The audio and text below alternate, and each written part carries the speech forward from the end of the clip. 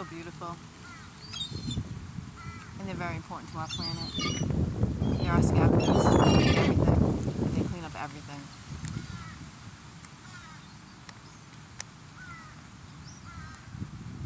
I've even seen videos of them eating a squirrel once. It's pretty crazy and intense.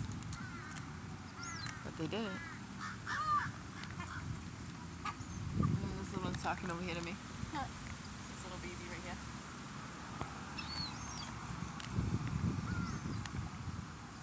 All the beauties. So the white ones are the males. The other ones are the females. The males are always prettier than the females to protect the young. When they have young, whoever's coming to get the little ones, instead of going for the little ones, they'll go after the males because the males are so much prettier and so much more vibrant.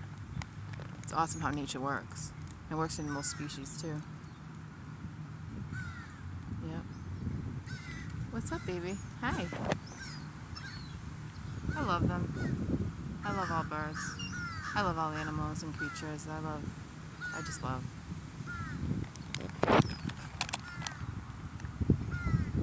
So I've been having this extra food that was already stale in the car for a long time, and I've just been driving around, and then finally there's a bunch of seagulls over here today.